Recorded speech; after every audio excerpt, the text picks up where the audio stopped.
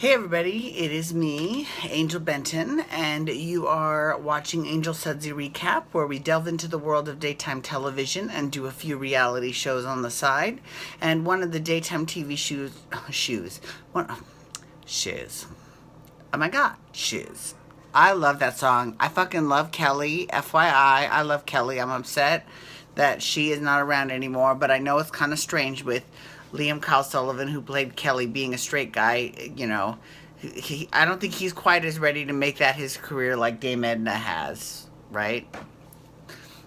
Anyways, but I love Kelly, and I love all of her songs. I do. Okay, so this is the show where we delve into the world of daytime television and do a few reality shows on the side. And one of the daytime shows that we're going to be doing today is all about Days of Our Lives for this past week.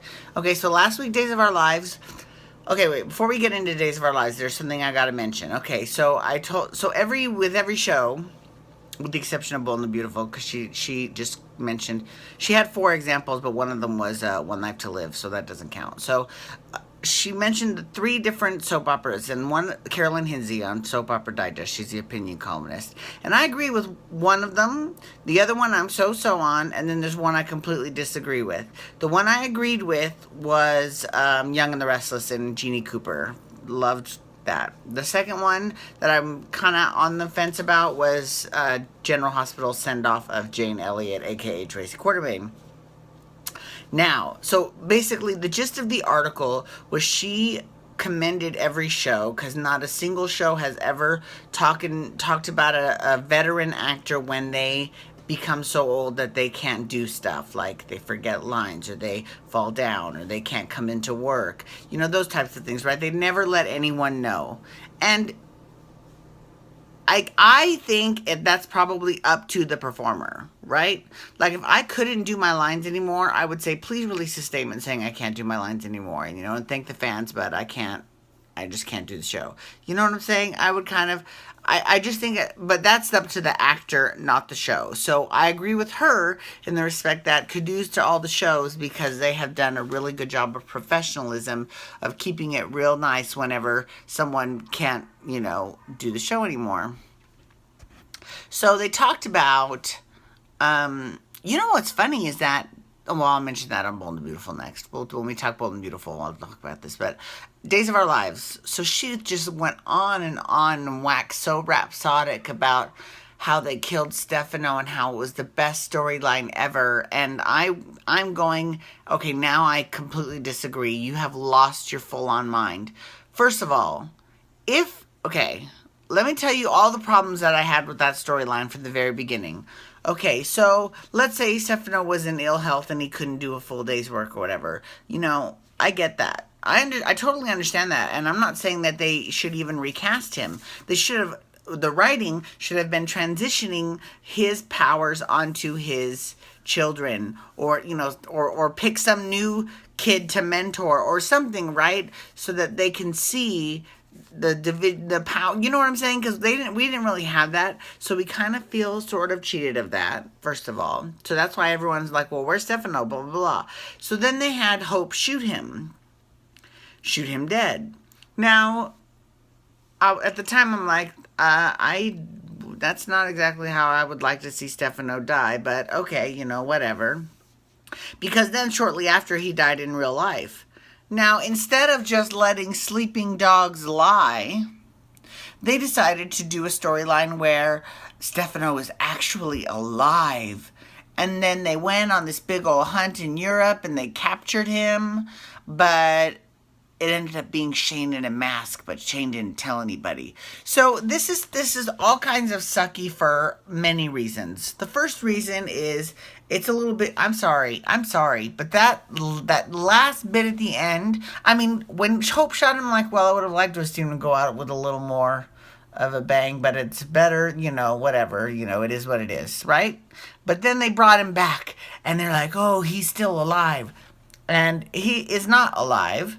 And it sucks because, first of all, they did not tape any new footage for that episode. They used stock footage of him in the jail cell, the same footage over and over and over again.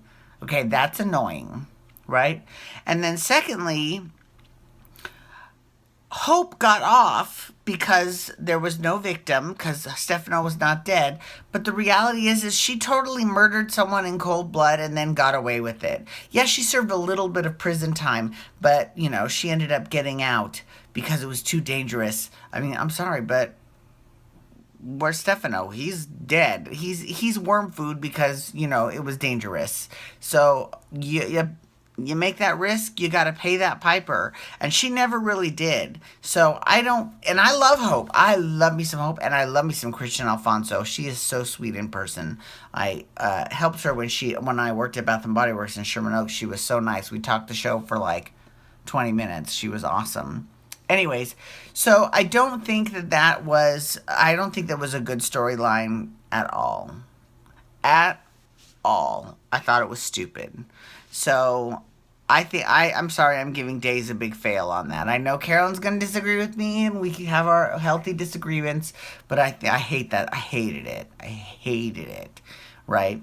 Anyways. And yeah, I'm going to talk about that during Bold and Beautiful. Okay, so Days of Our Lives. So this past week on Days of Our Lives, there was a lot of drama between Eric and Nicole and Brady. Now the more that I think about it, I'm thinking, did they specifically cut an episode together for Nicole's Emmy reel? Because they had another episode that was really good with her telling off Eric, but they were all flashbacks from recent episodes where she did that. So they kind of took all these episodes and made them into one episode. If that is the reason why, that's very clever. And that's very nice, and that's very kind of them to do that, because now they've still freed up because she definitely needs to submit that episode where we talked about a couple weeks ago, and she needs to submit this one little flashbacky episode, and then she's still got 2 more episodes. So, I mean, I still think she's got a chance at that actress Emmy, but I get it if she wants to die down. It totally makes sense. So there was all that drama, and then drama about Xander, drama about Deimos, drama about, and then Sonny and Paul. First of all, oh my God, Paul is really cute. Like, I've always thought Paul was good looking, but they had so many close-ups of him in high def. A lot of guys look like a hot mess, but Paul Narita does not. He's got this beautiful skin, it's smooth, and I just want to touch it. I just want to just do that. Right? He's so pretty. He's so beautiful. Okay, sorry. I think I'm going to make him my Man Crush Monday. Why not? I'm going to do that on Monday. I'll make him a Man Crush Monday. Why not? I think he's hot. Okay. Anyways, I'm sorry. That totally distracted me. I get distracted by men so easily. Okay, so Gabby and Eli and JJ and Lonnie and Hope and Rafe and what was the other guy? Paul and Sonny. They all went out to Greece, and then Chad was there with Kate and Andre. And then Kate and Andre and Rafe ended up coming back to Salem, but everyone else stuck around. And then they ended up catching Deimos, and they brought him in to the police. But here's the thing.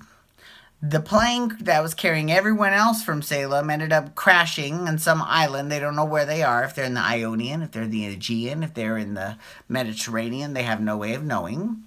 And also, the guy, because what happened was they captured one of Deimos's little henchmen, and they noticed that they got him to kind of roll over on Deimos, but then the guy ended up dead. So there's that plot right there. So Deimos is getting out, which is, he wasn't going to go to jail. He's going to get out, and somebody out of all of those people that I named is going to be so frustrated they're going to off him. I mean, come on. We can see this coming a mile away. And when it happens, I'm just going to be like this. Okay. Anyways, thank you so much for logging on today. I do appreciate it. Please feel free to follow me on Twitter and Instagram at Angel Benton. You can hashtag Days to talk Days of Our Lives. You can also hashtag YR to talk Young and the Restless. And you can hit that little subscribe button on your YouTube. Thank you so much for logging on today. I do appreciate it. Please, peace out. Wubba, wubba, wubba.